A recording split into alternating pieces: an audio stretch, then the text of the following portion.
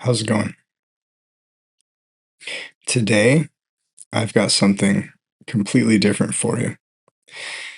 This is going to be what I would consider a special edition that I generally do not share a lot of this, or I haven't, and so uh, I've begun down the path of sharing my life story because it actually aligns with a lot of the healing and the mission and the things that I've been talking about. And so with that, this last weekend I did a in-person talk in Dallas about this very specific thing, my journey. Okay.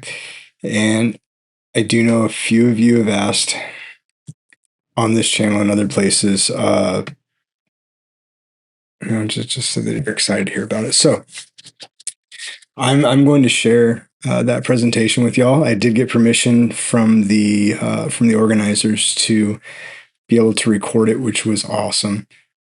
I didn't bring a microphone, so I had to use my phone, and that was unfortunate because transmission between the two, when the phone would go into certain positions, it was a little bit quieter, and so I've adjusted the sound as best as I could with Adobe Premiere, and so I'm hoping that it sounds good for you guys.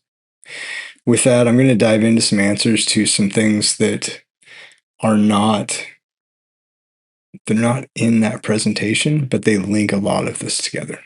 They kind of fill in some of the missing pieces. With that, I'm not going to tell you my government name because it's not important. My friends call me Grim. Okay.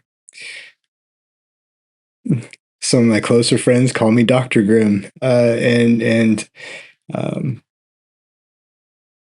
I got my degree in mid COVID, and so it just kind of fit, right.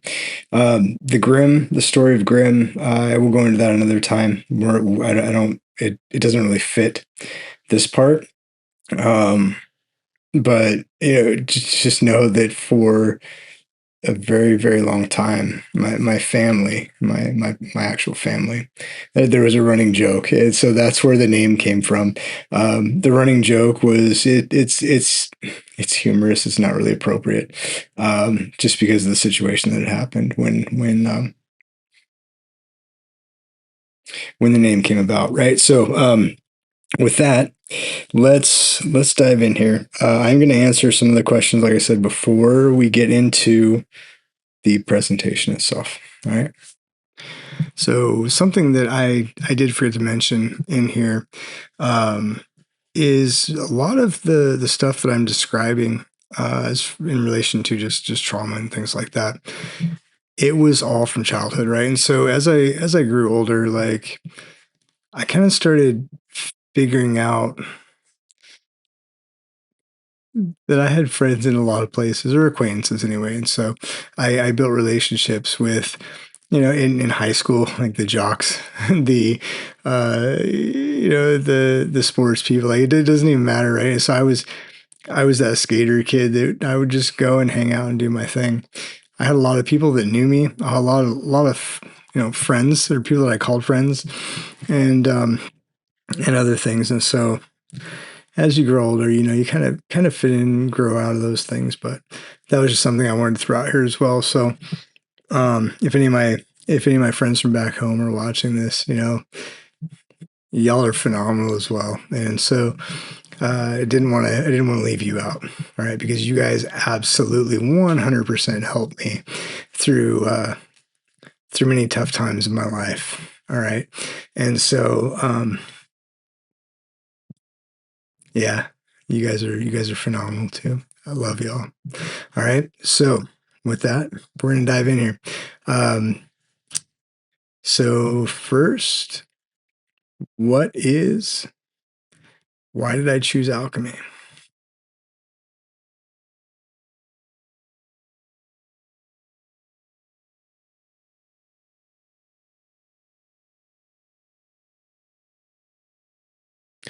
I've been interested in chemistry mechanics, physics, and many other forms of science, reading airplanes, like the list goes on, since I was very young. Okay, I grew up in a family of mechanics, and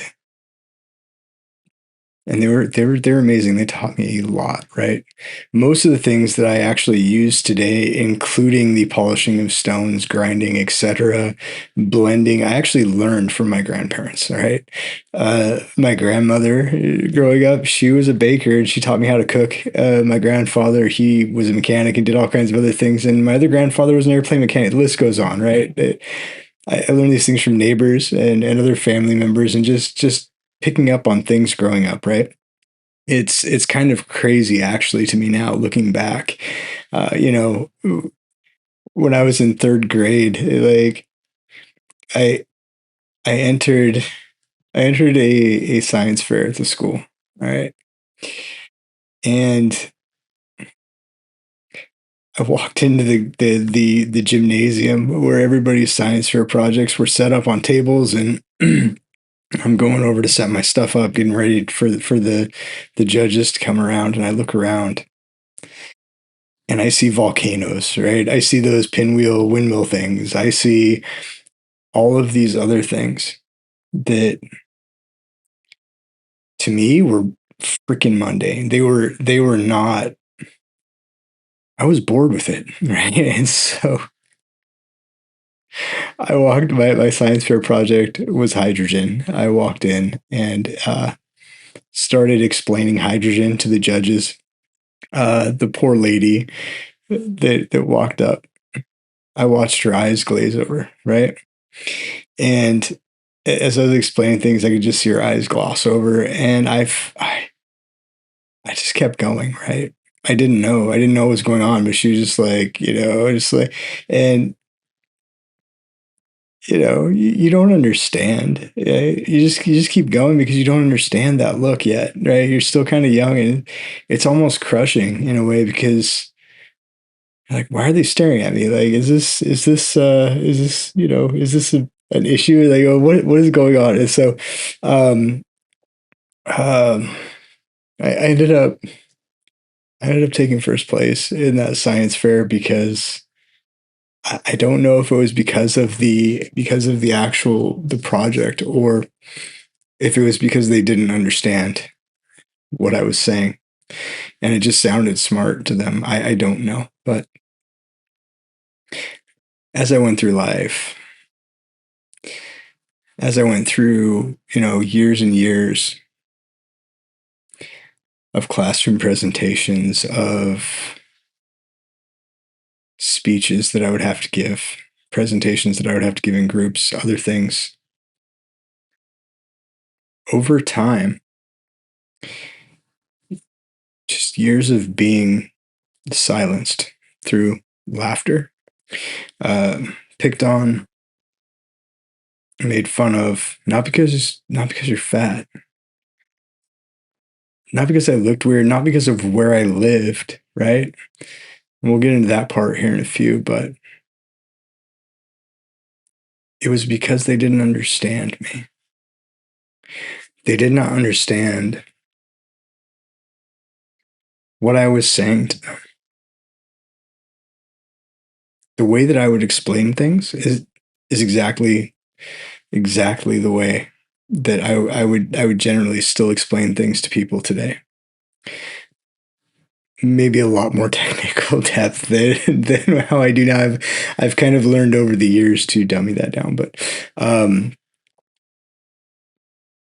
to me, right, alchemy is the path that maps naturally, um, and so that's why I chose it. Traditionally, there was three paths, right? It was the material, the physical, the spirit, the energy, and then it had astrology, astronomy, and so that last piece comes naturally. That's why I did not include it. You'll learn that, right? And so everything from timing to formulation, through the moon phases, it uses planetary hours and other things, right? And so it's just a natural progression. So that is why I did not include it. And I know for a fact there's people that are asking why. And sometimes I do forget to explain, right? Because in my mind it makes sense, and just I sometimes forget that. So that's effectively why. All right.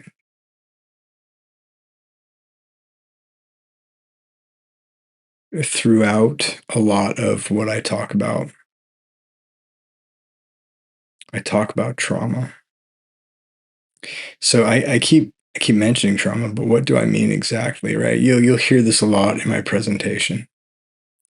And I really want to be very, very clear on this, right? The things that I experienced throughout my life, these were not things that anyone very, very close to me did, right? So my mother, my father, my stepmother, my stepfather, my grandparents, aunts and uncles, none of them. This was things that happened were always when they were not around. All right. And so what did that teach me? That taught me that when these pillars are not in my life, that the world is scary.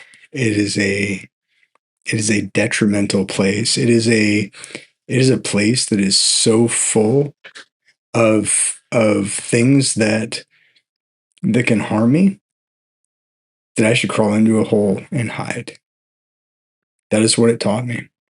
All right. So yeah, throughout life, I was the overweight kid that got picked on, right? As a child, on the playgrounds, like I don't know how many fights I got into, or the neighborhood. I would actively have to defend myself at the bus stop, or the list goes on, and it was constant, right? And it wasn't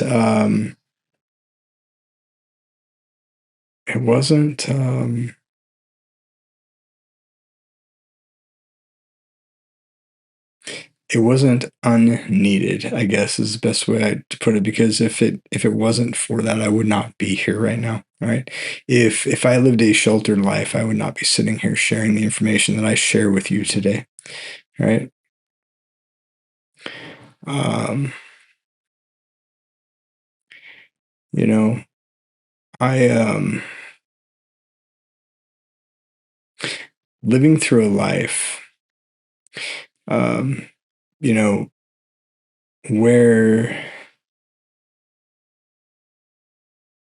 you are told over and over and over that you're too small, um, that that's not for you, right? Because of where you live, because of your household income. It wasn't my family saying these things. It was the people around me, right? The people in social circles, the people in school, the people everywhere outside of the home. You know, over the years, leading to abuse, right? Different kinds. That again, none of it was from my family. It was always when they were gone. So I want to make that clear, just in case that any of them are watching, right? Absolutely love y'all. Every every single every single person in my immediate family, in my extended family. I hold it all right here.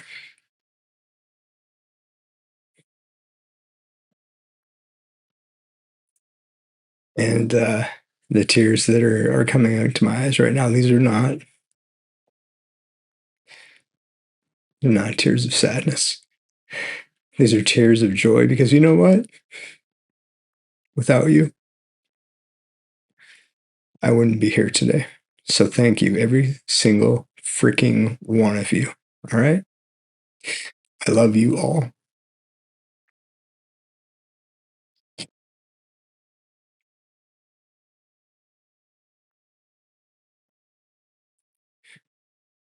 I grew up with the biggest heart. I still have it.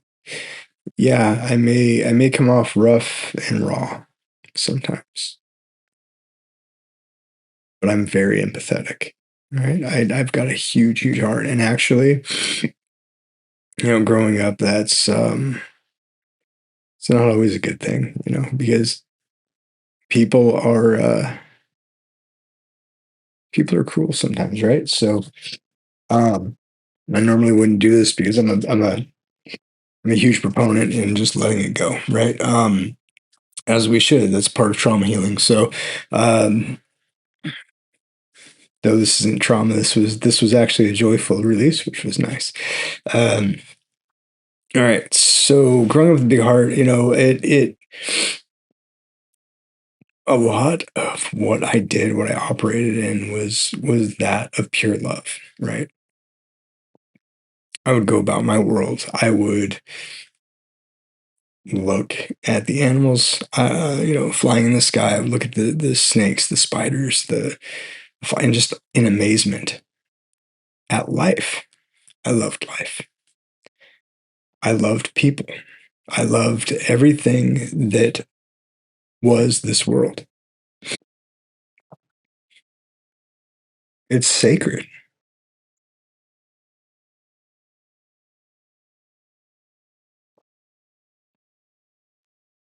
And that right there,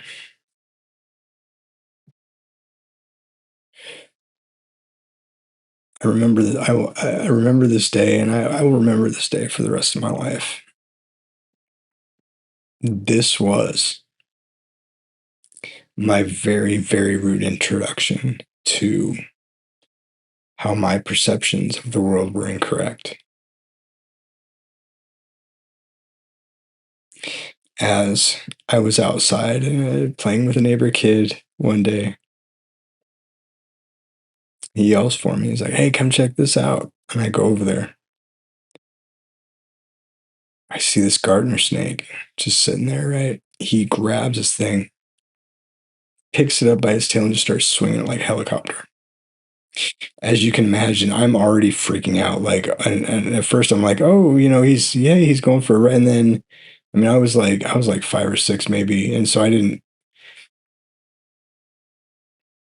This kid took that snake and snapped its head or snapped its neck by hitting its head onto a stair, a cement step outside, and I screamed. I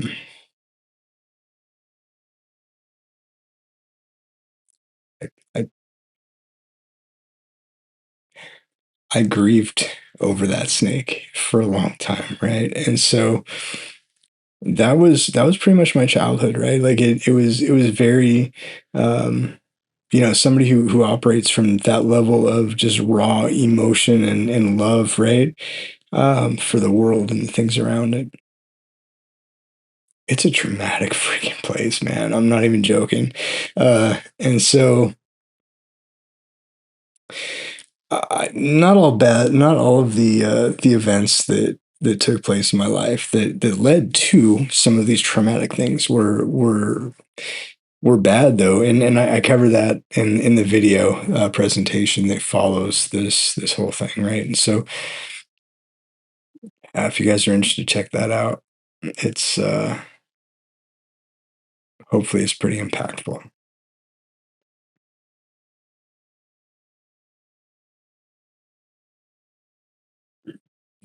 Secure pillars were actually, as I was going through my doctoral studies. Okay, I just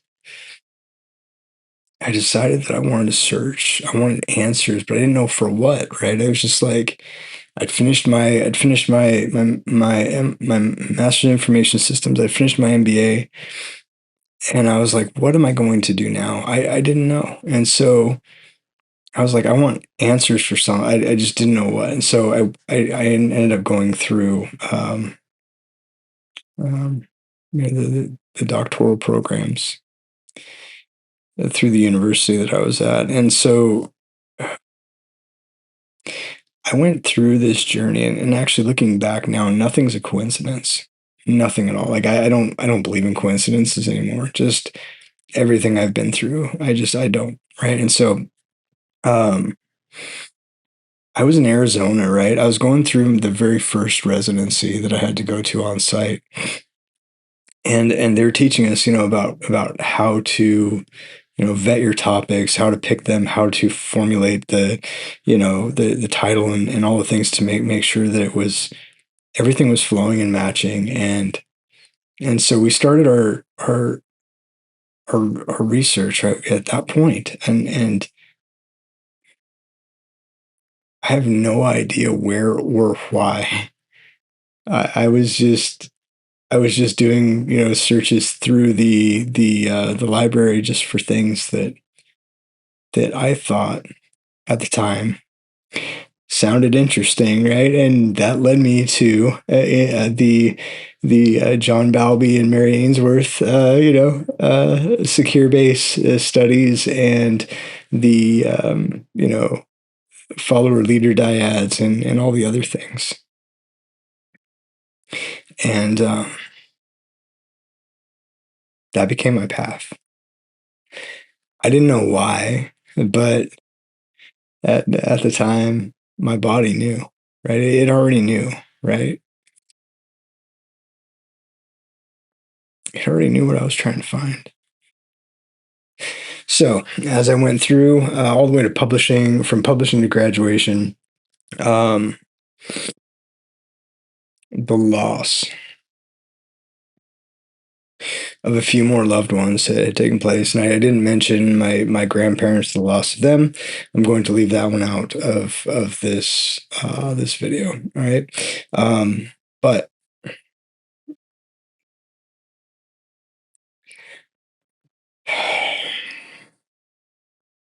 one of my four main pillars, they passed, right? Um, right after, I think it was shortly after the very first residency. And so about a year and a half later, maybe about a year later, another one. So there was two. There was two of the four main pillars in what I would call my secure base were gone.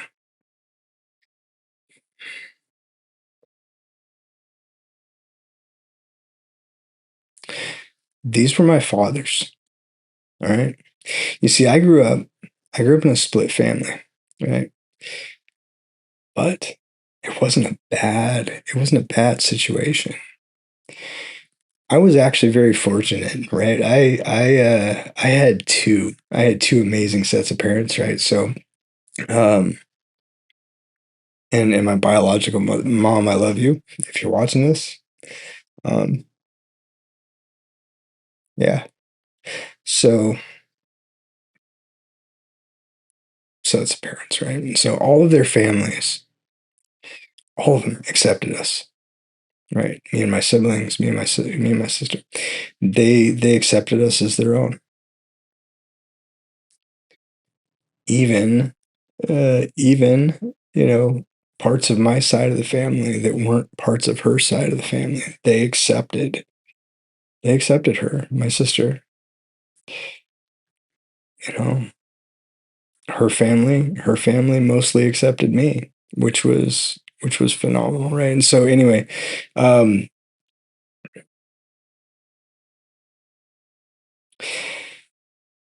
kind of digress there a little bit. So not long after, like I said, the second pillar, at that point, I started looking back, and there's no longer any confusion, right, as to why I ended up where I did years later. Um, there's not any confusion, right? Well, the third pillar was deteriorating.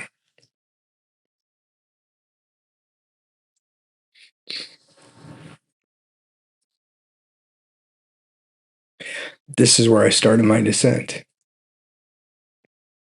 right? This right here is where I started my regression into things like claustrophobia. OCD, anxiety, and even dystonia. All right, functional movement disorder. My mind, my body, they both began to regress, right? Um, back to the world is a scary place. All right. Without the pillars, right? I was taught that the world is scary. It's a bad, bad place. And so as they were dropping, my stability, my stability failed. So the house of cards that people talk about, that's exactly what I had built, and I didn't even know it. Right. So going through all of that, without the support network, without the structure, without the people that were in my life are still in my life mostly, right? From my family. Without them, I would not I would not be here today, right? And so I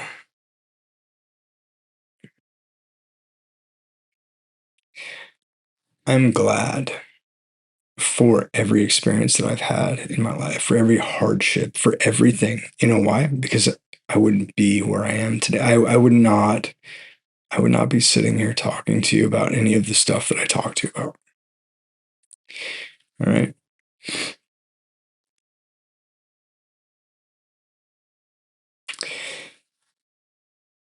My family, my family did an amazing job raising both me, my sister, and my other siblings, right? They did an amazing, amazing job. I blame none of what happened on them. None of it, like not even a little bit, because they did everything that they knew to do, right? And it was phenomenal, man. Like my life as a child inside of the confines of my home and my family was amazing. It was great. All right. It was all the other things that just they just weren't.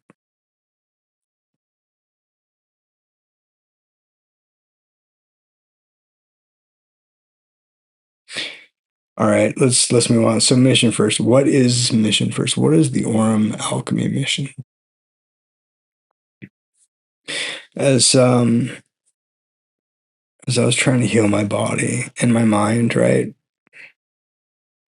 I was effectively at a spot where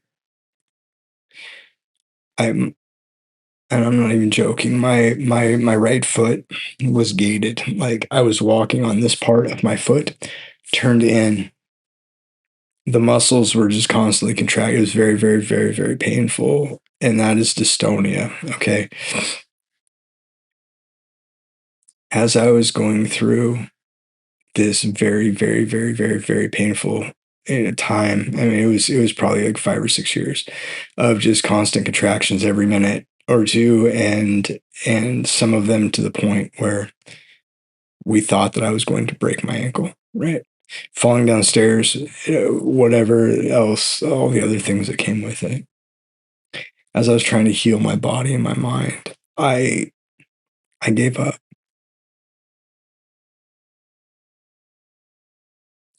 I asked for help. Right, I was like, you know what? I don't want to heal myself.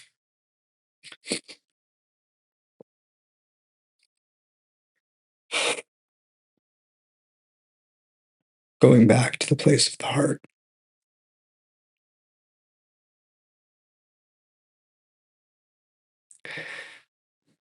I thought about others, right? The others that were going through this, the ones that had cervical dystonia, the ones that had other forms of dystonia, the ones that had other forms of neurological problems. And I was like, you know what? I want to learn how to heal this so I can heal other people. Because dystonia is a horrible disease, right? It's Parkinson's, ALS, all of them horrible, horrible diseases, right? They do really, really bad things to really good people.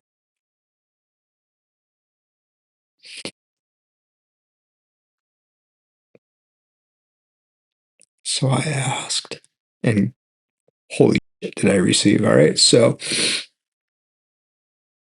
you see, when you ask the universe for things or, knowledge or information, whatever it is, in this manner, it will over deliver. And boy, howdy, you better be ready to receive and to give, right? Because when you don't give back, that's when it starts pulling these things back. All right. When you forget about your mission, it will smack you in the face and remind you.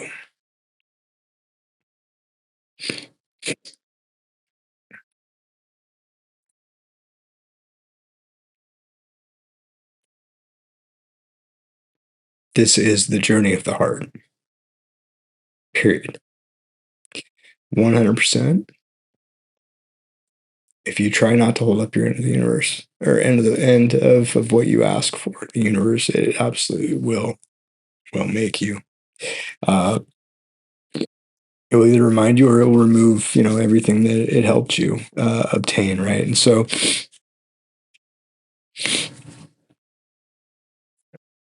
sorry, I was just thinking about the people, right? The other people that are going through those things, like those very, very, very painful events, right? And so there's many other neurological disorders out there as well that same thing, right? And when I generally think of people in this manner, I don't know, I feel for them, So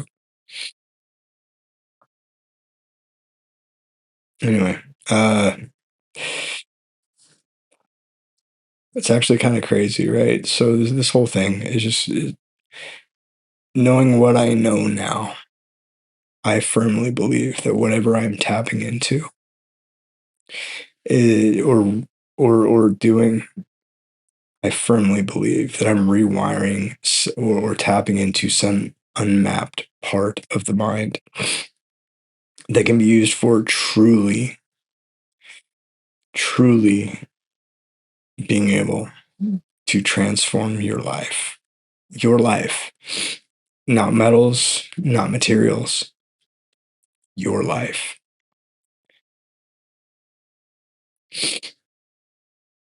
The alchemy of obsidian. Your carbon life transmuted to gold. That is that.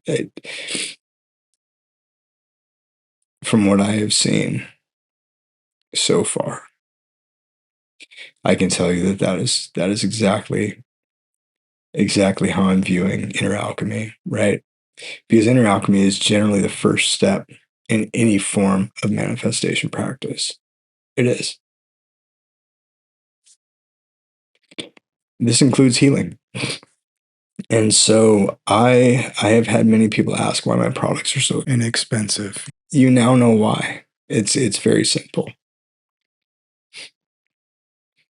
I'm not here to make a profit, right? I'm not here to make a profit outside of what we need to keep the product stocked, to keep the business going, to keep our mission moving forward. That is all. My day job, my day job actually it covers my life expenses, right? Everything that I've built to get where I am, career wise, education wise, all of that, it supports my life and part of the business, right? So I can keep helping you.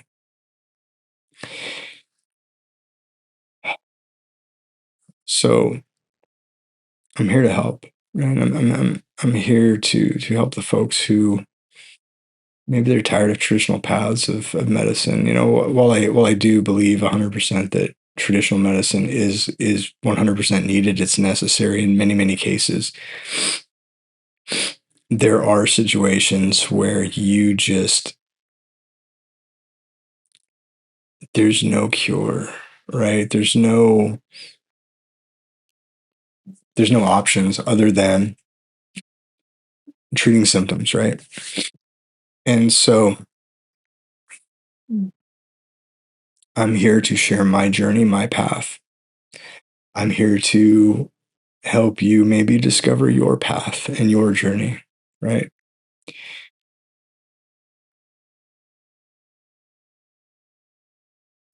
Because for me, you know, maybe some of the people growing up were right. Because you know what?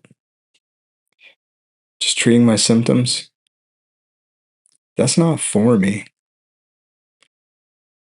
It's not. So they're right. There are some things that are not for me. I'm not here to treat symptoms. I'm here to heal myself. I'm here to help those, again, find their way, their path in non-traditional medicine, and using traditional medicine as a bridge, right, between the two, if you must, right? So trauma healers, or trauma, psychologists,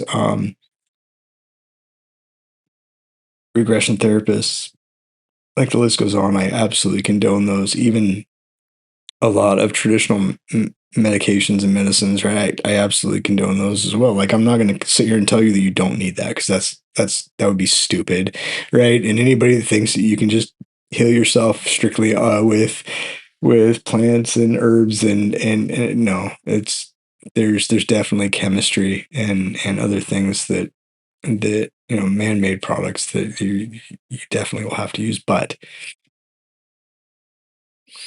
using them as a crutch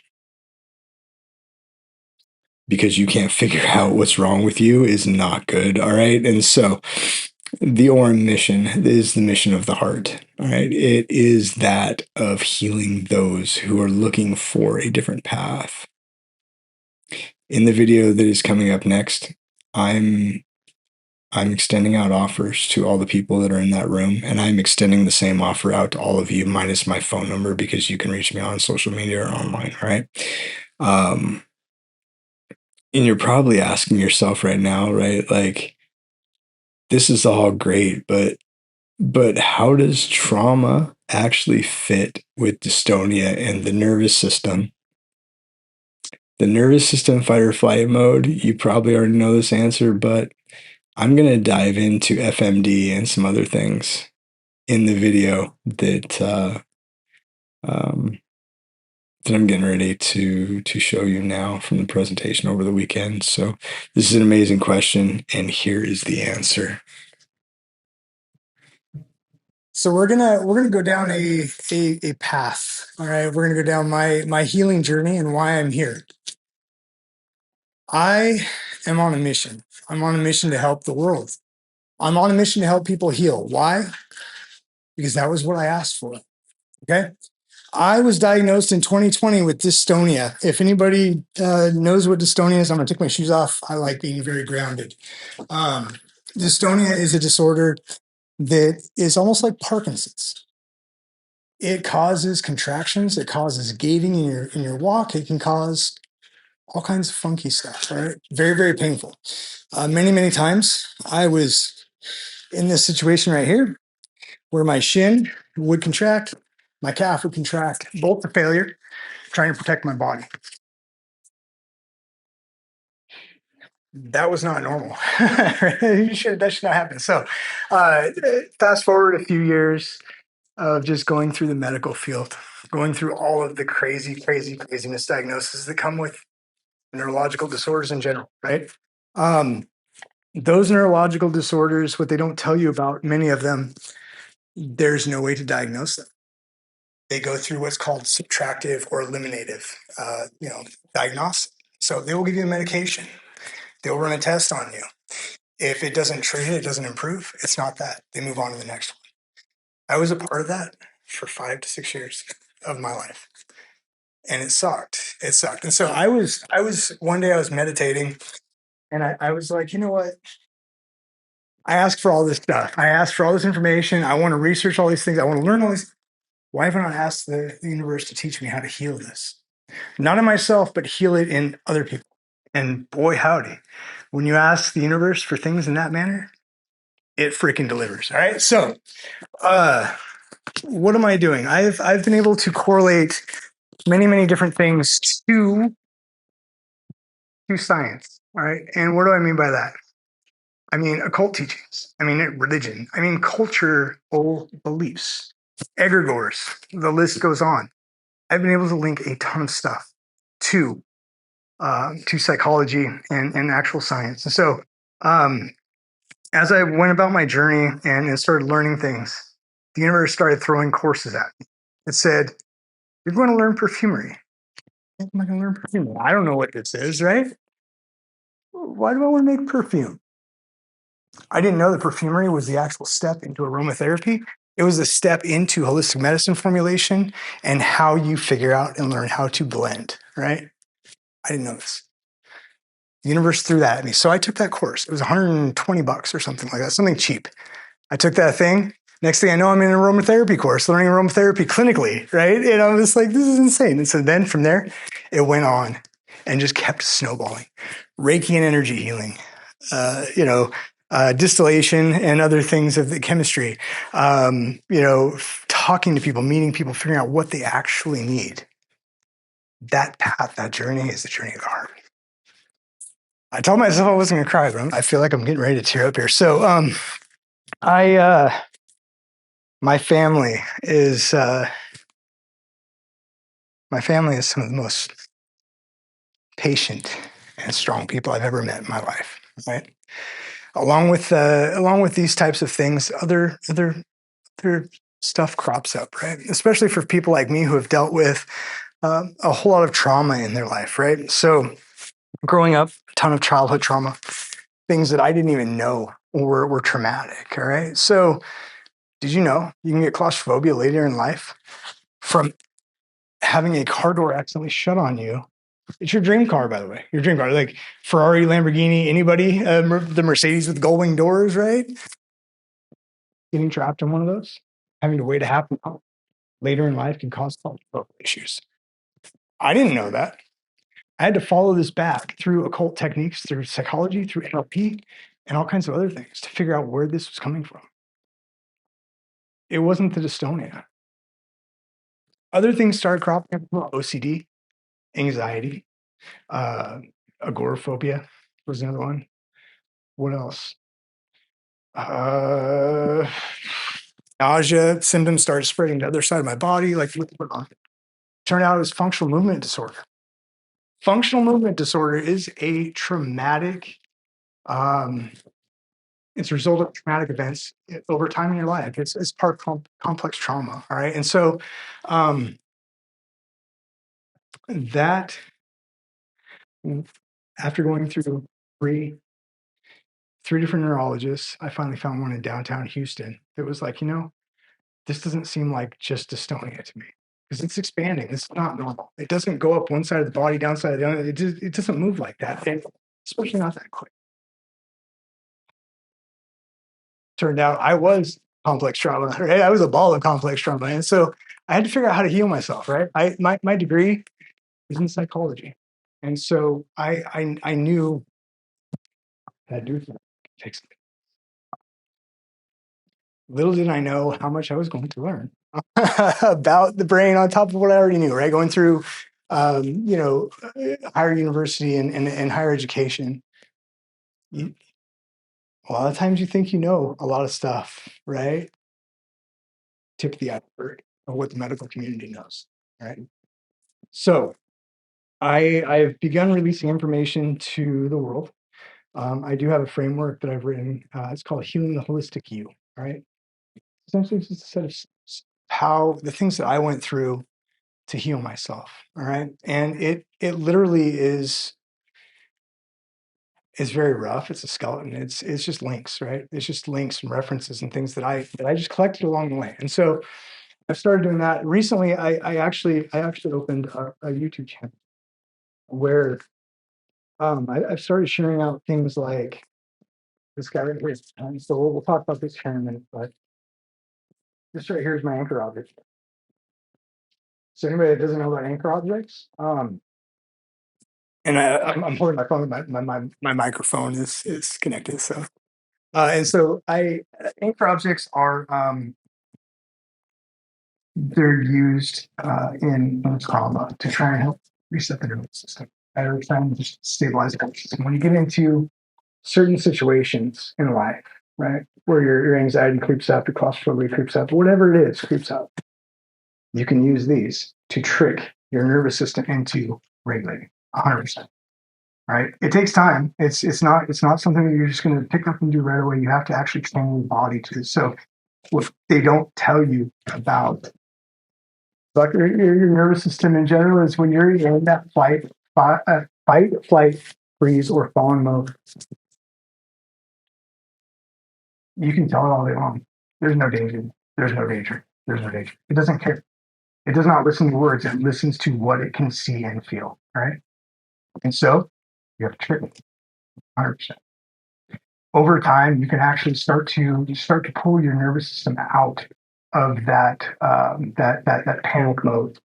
It does take time, and there's other techniques that you use as well, right? So memory override techniques, which I've recently gone into on my YouTube channel. So that's actually from NLP, right? And so the links are all over the dang place. You just have to figure out how to connect them, right? So that's what I've been doing. I've been trying to help people heal, and I hope you find what you're looking for, man. Enjoy your and so I ask myself constantly, I'm like what else? What am I missing? What else do people need? Why did I go through energy healing? Why did I go through Reiki? I had no idea. I went through so I could help people. And I'm giving out free Reiki sessions this weekend, right, to people that need it. And so I'm here to help people, right? I've been asked, why are our products so cheap? That is why. That is 100% why. I'm not here to make money. I'm here to help you. My day job pays for my way in life. Okay? And so essentially I'm just sharing my story and sharing how I got over these things. Okay. Anchor objects in general, they actually allowed me to get over the claustrophobia. Okay. I went into the mall. And if anybody knows the Woodlands at all, the mall down there in the Woodlands in Houston during Christmas time is insane. All right. I went into a Lids with my oldest son and his family. And God bless them. they kept bumping into me and crowding around me, and I'm like, I could feel that kind of anxiousness popping up. And I looked at my son and I said, dude, and he's like, dude, are you good? And I'm like, reaching my pocket. And this was after I'd done a bunch of training with this thing. And so this was my test, first test. And it worked. I was actually dumbfounded because I tried all kinds of, I tried medications that didn't even allow me to leave my house. Right? There's some medications out there from a neurological perspective that are horrible, absolutely horrible. Like they make it so you can't even function. I used to ride motorcycles. I had a guy that rode next to me, and he was on some of these. He would fall asleep riding. It's not safe, right? How can you operate in life like that? And so for me, that was not the answer. It's not the answer. And so I'm not saying this will work for you. I'm not saying that the stuff that I'm sending out will work. It worked for me. And so if it does help you, or if you have any questions at all about anything, just reach out. I mean, I do have some cards back there on the back of the table or the shelf back there. Our booth is right out here, and I am still giving out free Reiki sessions for the rest of the day. So yesterday I did, I think, 6, and today we've done a couple. But if anybody's interested, stop on by. I'm more than happy to help you out. What else? Distillation. So I've been very successful at distilling some of the most sensitive herbs and plants on the planet. Extracting from some of the most delicate plants. This includes arnica. Anybody that knows about arnica is a great painkiller. It's a great inflammation reducer. Right. Blue lotus flower is another one that I've been able to extract. And so these go into my product, right? My products. All of my stuff is handmade. I do all the extractions myself, so I know what goes into them. Because again, I'm trying to help. I'm not trying to hurt them. So where am I going with this? Modern medical science and medicine is great. It's great. I use that as a crutch. Period. Right? Once I figure out how to heal myself, I feel like I don't have to go back and use that crutch ever again. Right. And so, it's sad when it comes to a certain place in life where you've got nowhere else to turn, right? Nowhere else to go. And that's where I was 100%. I was at a crossroads where it was either them or me, right? It had to be them because I have a family, and I love my family and my children, and I want to be there to watch them grow and get married and stuff. So yeah, and so that's me. That's a little bit about me. Um, I am helping people wake up as well, and so from a Reiki perspective, energy healing perspective, if anybody in this room is interested in learning Reiki, please reach out. I will teach you for free. If you're interested in learning other types of energy healing, reach out. I will teach you for free. Okay. I'm again not here to make fun. I'm here to help the world. If I can help the world through one of you, so be it. That means that I'm still needing. Right? Also, one healer versus 1,000 healers, like one versus 1,000. That's one path. Again, if anybody's interested, I'm extending that offer up to the. All right. So the last presentation that I gave here, we did a meditation session, just a very quick one. If you guys want, we can do that again. Completely up to you. That session, I ended up sending out energy to the group, just healing energy. And so, if you guys would like, we can do that in here as well. Yeah. All right. Okay. So let me see. All right. So what I tell people is the way that I breathe is I will, and I'm going to take my sweatshirt off because I get very, very warm when I do this. All right. My body likes to heat up. So when I meditate, I breathe in 5 seconds through the nose. It's count of 5. Hold for 3. Breathe out for 5. Out through the nose. All right. When you do this, your body will start warming up. And here in just a couple of minutes after I prepare myself, I will start sending energy out to the room for you guys. Okay. All right. Let's go.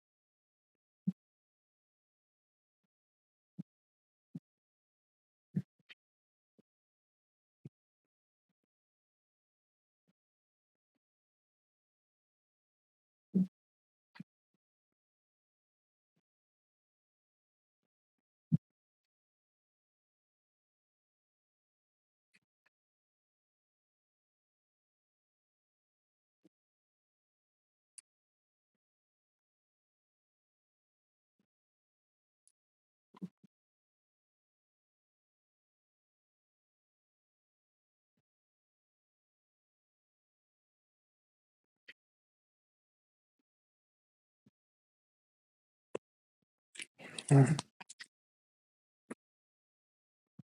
everybody feeling a little more relaxed? A little bit? Yes.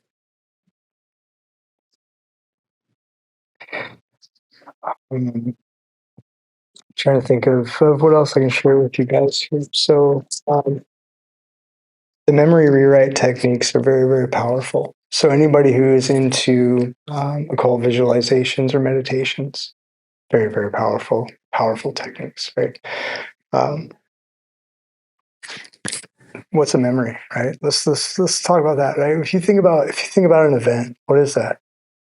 The first time you're thinking about the event. The next time, what are you thinking about? You're thinking about the event or the memory of the event, right? Time after that, memory of the event. Time after that, memory of the memory of the memory of the memory of the event. So, has anybody in here played telephone as a kid? The game of telephone in school? Yeah? Your brain does the same thing. So, for traumatic memory recall, your mind it does not recall the memories from traumatic events the same way. The reason being is that trauma never completed. So me sitting here talking to you guys, when we're done, I will be able to store this, file this away, because it was a complete cycle, right? Start to finish. If we don't get to the end of this and there's some crazy, like, I don't know, natural disaster, something, right? It wouldn't happen. I would be stuck. My body would be stuck. And so when you recall events, when your brain it pieces things together from different places. It might be a feeling, it might be a color, it might be a feeling. It can be all kinds of things, but it's not the actual same memory visualization that you get with standard remembering of just general life events. And so, with that being said, it's a memory of a memory of a memory. It's all just kind of coming together out of nowhere. Anybody who's been through any kind of rehab, anything, you understand rolling that ball of crap, right? You're just rolling that ball of crap in your head up a hill like a dung beetle, collecting more stuff. And that's essentially what traumatic memory recalls are doing, right? Every time you recall that, something gets attached to it. Through memory rewrite techniques, you can absolutely overwrite those. All right, I'm not even joking. You can absolutely overwrite those. It does take some time, and there's other things that can crop up while you're doing it, but it does work. All right, and so where I'm going with this is there is hope, right? If you've got a situation where PTSD, you've got a situation where very, very, very, very extensive abuse in your life as a child or even as an adult, you can work through these, right? It does take time. It's very freaking painful. I'm not going to lie to you. It is very painful, right? Because you essentially have to relive that first before you can actually go in and override it, okay? And so with that, again, there's a very, very specific amount of time that you have to hit that, right? And so it's within 2 hours of that recall of that event, right? Within 2 hours of that recall, you can start to overwrite it. It's malleable. After that, it goes back into its filing cabinets, and away it goes, right? And so there's no way to at that point to go in and do things. So, and so these right here are how I got rid of claustrophobia and agoraphobia. And even right now, me sitting up here talking on this stage, 2 years ago, I wouldn't have been able to do this. There's no freaking way. I would have been up here like, in a ball on the stage, just like crying, like, "Why are you guys rocking? Why are you guys picking on me?" Right? And whatever. So, and that was also from childhood things that happened, right? Just kind of silencing that voice, closing off that throat chakra. And so, again, working through all that has been absolutely phenomenal. So, if anybody needs help, if anybody has questions, please come see me. Right? Reach out however you want, however you can. I mean, it can be email, it can be social media. I've this weekend I've been giving out my phone number to people who, Reiki sessions, if they need a follow-up Reiki session, or they have a question about an oil, or need something else. Like, I've been giving out my cell phone number for people to just text me if they need help. So I'm offering that out also to everybody in here. If anybody needs help, just reach out. I'm more than happy to help. No cost, at no cost to any of you. All right. Are there any questions? Yeah. Yeah, I have a question and a comment. The question is, why do you think having an anchor object works for you? Is it just a distraction from whatever the stimulus is, or is there something else? Yeah, I've effectively gone through the processes to kind of trick my body to thinking that whenever it sees or feels that object, it's safe. All right. And so that right there is how I've been able to trick it. And so from a other things going on perspective, I don't think so. I think it's all mental, honestly, just like everything, right? Everything in this, I'm going to digress, go on a rant for a minute, but all is mental. The universe is all is mental. That drives me nuts, but it is true, right? A lot of things in this world are all mental, right? And so I think that's what it is, 100%. I think somehow I'm tapping into, or folks are tapping into, unmapped or uncharted parts of the brain to figure out, to do these things, but I don't know where or why yet. Like I haven't dove into the any actual medical studies on anchor objects, just the psychological side of the house. So yeah. Yeah, I'm going to quantify the all mental bit Mhm. to emphasize a bit more about maybe the perceptual interpretation Yep. of the stimulus rather than the mental process Yep. per se. Yep. But the other comment that I had was you talked about memory overriding, Mhm. and there's a more sort of formal structure for doing that, which, Yep. which you probably come across already. Oh yeah. But the idea of something like counter conditioning, Yep. where you would take the initially perceived stimulus, pair it with something that Yep. pleasant to get rid of that really bad association. So there's been a lot of research on that process. Yeah. That might be interesting. Yeah, and that a lot of that. So a lot of the complex trauma stuff was actually the core of my doctoral program, and so my studies were in what's called if anybody knows about the secure base, right? It's the insecure attachments between a child and its caregiver, right? And so what happens when that's not there? What happens when it is there? What happens when it's there some of the times, or by somebody who's not actually a parent, et cetera. And so, yeah, there's been a ton of studies out there on that. And so, that technique specifically, it saved me. I mean, it's just literally saved my life. So, yeah, 100%. I thank you for that. Thank you so much. Anybody else? Yeah. How long does it take you to have your anchor work? You have to practice it for a year, 6 months, 3 months. It depends on you. I know it depends on you. I know that's not the best answer, but it's true. And so it depends on how fast you can link your body to that object as being a safe thing. It depends on how much trauma is actually there. Also, is something else. So for me, when I got rid of the claustrophobia, I found I had agoraphobia. Right, so that I had to go through that process. Then I found out later that I had other trauma from abuse that I had to work through, and so it can take time because as you're working through them, more stuff will come up. Right, absolutely, more things will come up that you have to work through. Kind of I kind of put this in the same house as shadow work, right? Anybody that's into that kind of thing, shadow work, working on yourself, that is 100% in my mind around the same, right? It's just you're going through it, you're working through it, something else comes up, you have to work through it, go through that lesson, work through it, and keep going, keep going, keep going. So it just depends on you. And so, like for me, for my process, I started out. I went through just very basic, memory recalls of the trauma, and then I would use the object.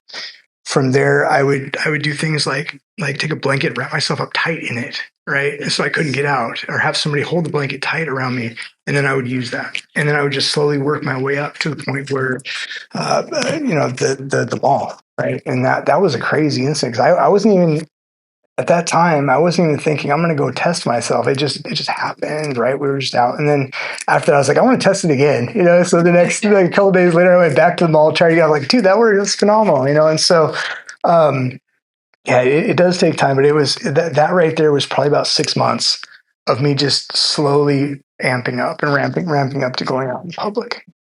Yeah. Okay, because I was told I have what you have, where I sympathetic system is like Yeah. on all the time. Oh yeah. And it's like scanning around. I'm not aware of it, Yep. you know? Yep. But I did some self-bound testing there, and they go, yeah, yours is high. Yep. And I'm like, I don't feel like I have it, but Yep. I do. Oh yeah. Yeah. And so, but I have no memories of trauma.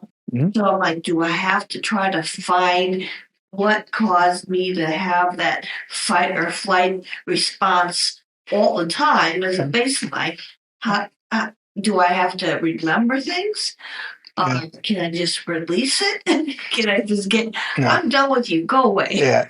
I wish it was that easy. Unfortunately, it's not. And so, again, going kind of back, right? So if even if there's no trauma that you perceived as trauma, there could potentially be trauma, right? And so, yeah. I can't recall it. Yeah. Or oh yeah, regression therapy. So if you go, I ended up having to use a trauma therapist to go through some of the work because it was very painful, right? Some of it, like mentally, I couldn't recall it because it was that pain. And so, maybe something to look into, right? Is a trauma specialist, right? They're amazing people. So, and it looks like our time's up. Thank you everyone for coming out. And there's cards back there if anybody wants one. More than welcome to stop by my booth. I'm always happy to chat. Thank you. Thank you.